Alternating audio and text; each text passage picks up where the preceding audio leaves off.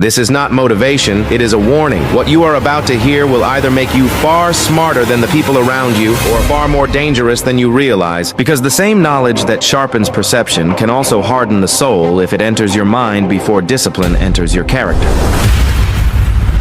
In part 1, we go through the secrets and the exact exercises that install them. In part 2, we expose what these secrets cost when they go too far, because nobody tells you this part. And in part 3, we show you how to carry this level of intelligence without it slowly dismantling the last thing that makes you worth knowing. Let's begin.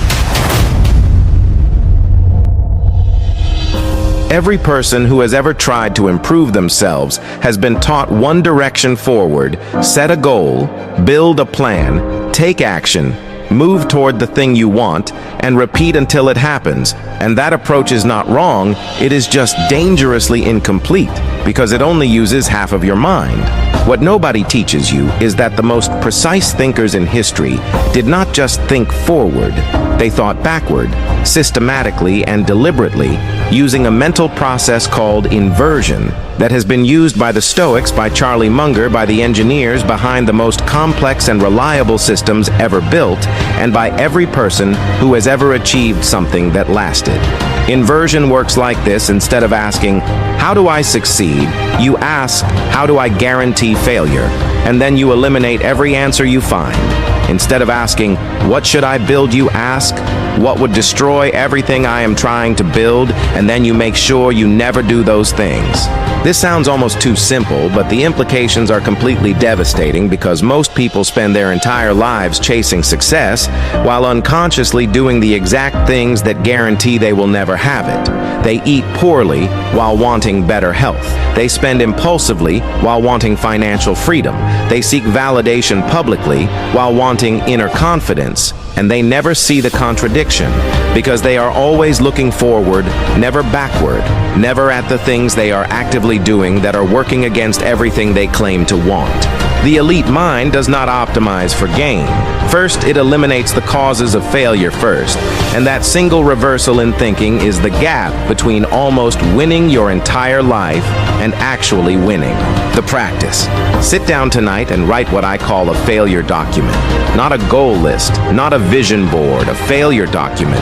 Write down every single behavior, pattern, decision, and habit that, if you continue doing it, would guarantee you never reach what you want in life. Be specific, be honest, be brutal. Then read that list every single morning before you begin your day, not as self-punishment, but as a map of exactly where the landmines are buried. The person who knows where the landmines are will always outperform the person who is only focused on the destination.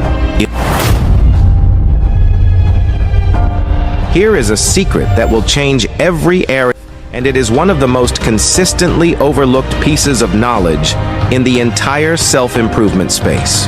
There are two types of learners in the world, and the gap between them is not small.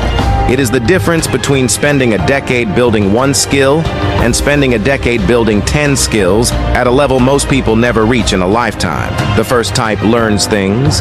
The second type learns how to learn things.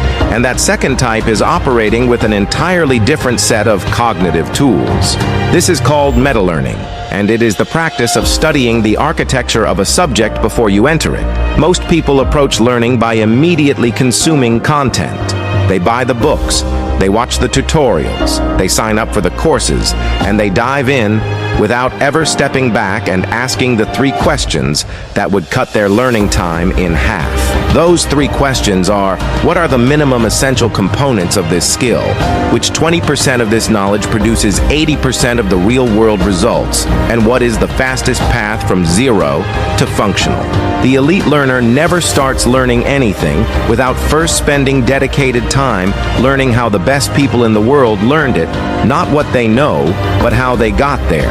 Because the process that produced the expert is more valuable than any single piece of the expert's knowledge. And nobody teaches this, because teaching it means admitting that most of what you will ever be sold in courses and programs could be compressed dramatically if you simply knew how to approach learning itself first. The practice. The next time you want to build any skill before you consume a single piece of content, spend 2 focused hours doing only this. Find 3 people who are at the absolute highest level of that skill and study how they learned it. Specifically, look for the methods they shared, the starting points they all had in common, and the things they all say were wastes of time. Map the overlaps between all 3, and that overlap is your meta-learning blueprint. It will cut your learning curve in half before you have even opened a single book.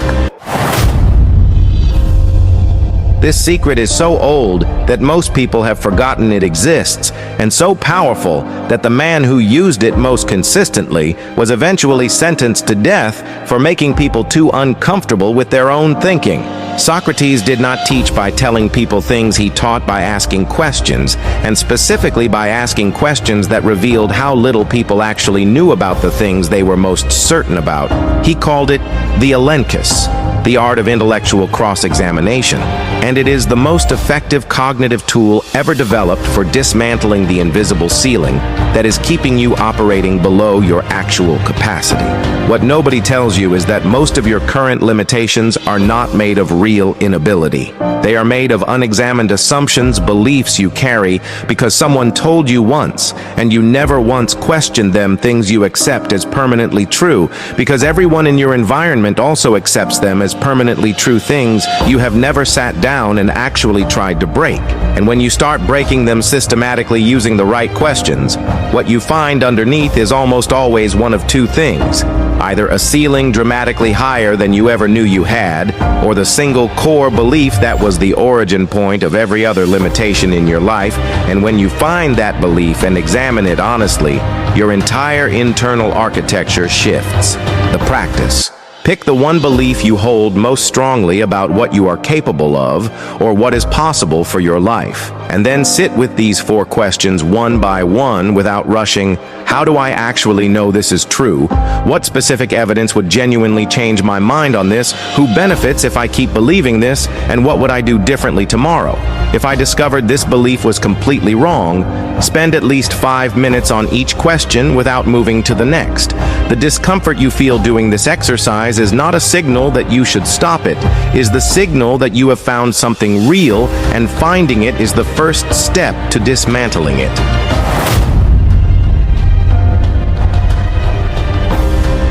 No modern technique can replicate. Every person in the self-improvement space tells you to visualize success, to see your goals clearly, to hold the image of the life you want. And that advice is not wrong, but it is dangerously incomplete. And the half they never teach you is the half that actually builds the psychological foundation to handle everything the journey to that success requires. The Stoics called it premeditatio malorum, the premeditation of evils, and it is the deliberate, systematic practice of imagining the worst possible outcomes. Not to attract fear, not to invite negativity, but to surgically remove the power that fear of loss currently holds over every decision you make. Here is the mechanism your brain generates anxiety, not primarily about things that are actually dangerous, but about outcomes it has never processed and cannot predict. When you force yourself to sit inside the worst-case scenario, deliberately and completely, your brain stops classifying it as an unthinkable catastrophe and starts classifying it as a survivable possibility. And survivable possibilities do not generate paralysis. The people who skip this practice are hostages to outcomes they cannot control, because their mind has never survived those outcomes. Even in imagination, they make smaller decisions than they are capable of. They take less risk than their situation warrants, and they live inside a cage whose bars are made entirely of fears they have never once examined directly. The people who practice this regularly walk into uncertainty with a stability that looks from the outside like extraordinary courage, but is from the inside simply familiarity with outcomes they have already survived in their own minds. The practice. Every Sunday night, spend 10 uninterrupted minutes doing the following. Take the thing you are most afraid of losing right now, your income, your relationship, your reputation, your health, or your sense of identity, and fully imagine losing it in complete detail, not as a passing thought, but slowly and completely walk through what would actually happen. What would you do? How would you survive? what would remain after that loss. And then, when you open your eyes, look at what is currently in your life with full awareness. This practice does two things simultaneously. It makes you genuinely more grateful for what you currently have, and it removes the hostage power that fear of loss holds over every decision you make from this point forward.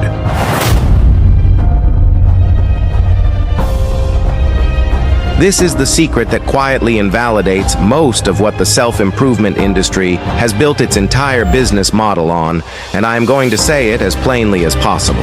Willpower does not work. Not because you are weak, not because you lack character, but because willpower is the wrong mechanism for the job.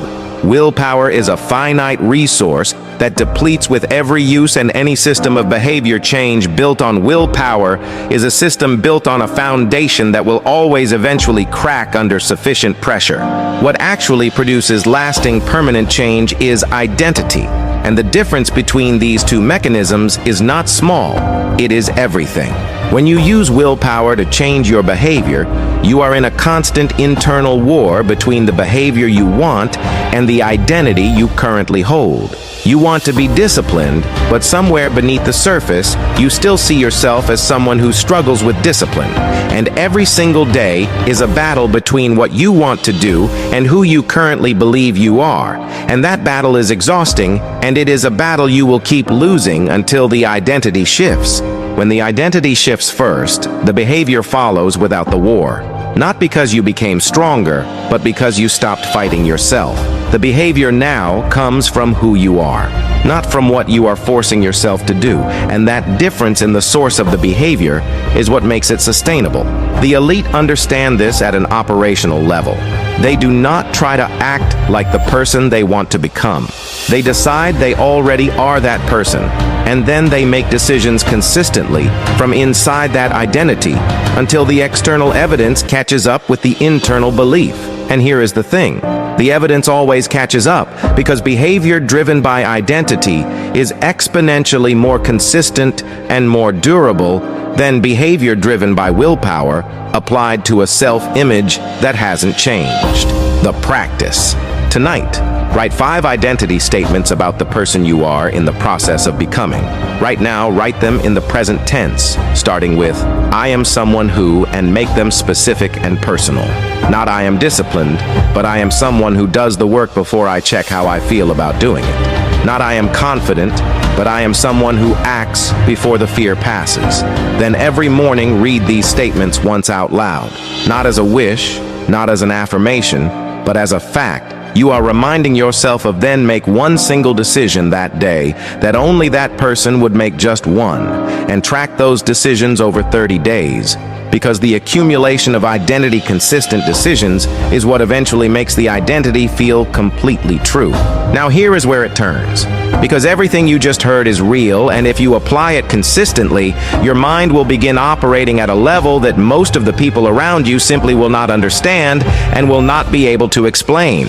But there is a cost to this, and nobody tells you what it is. The first casualty of becoming this cognitively sharp is not weakness. It is memory.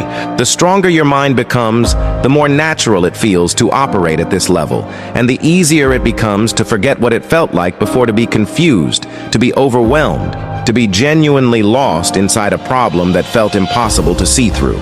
And that forgetting creates a very specific blindness in your empathy, in your leadership, and in every relationship that actually matters to you.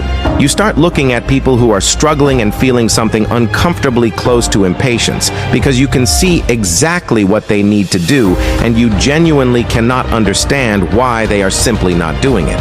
But you have forgotten what crawling felt like. You have forgotten the specific texture of being stuck when you could not see the way out. And if you stay in that forgetting long enough, you do not become more powerful. You become more isolated, and the isolation feels like clarity.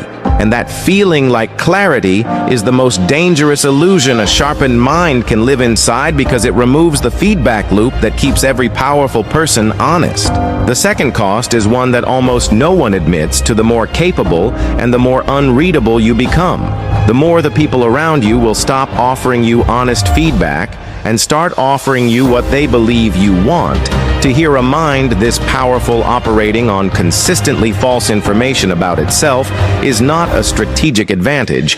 It is a disaster that has simply not happened yet. The practice for carrying this safely. Once a week, ask one person you genuinely trust this single question. What is something you have noticed about me recently that you have not said out loud? Then go completely silent. Do not defend. Do not explain. Do not reframe or analyze what they say in real time. Simply receive it. This is the practice that keeps you connected to honest feedback when your level of capability would otherwise insulate you completely from ever receiving it. And you must write your personal code. Not a motivation quote, not a philosophical framework, but 3 specific, ruthless personal rules that govern exactly how you use what you now know. I do not use what I understand about people to diminish them. I use it to understand them more completely. I do not use my cognitive clarity to win. I use it to find what is actually true. I do not let my ability to see further become a reason to stop being patient with people who are still finding their way. This code is not weakness. It is the thing that keeps the weapon pointed in the right direction, because a mind operating at this level with no code is not an asset to the world around it. It is simply a very sophisticated and very directed source of damage.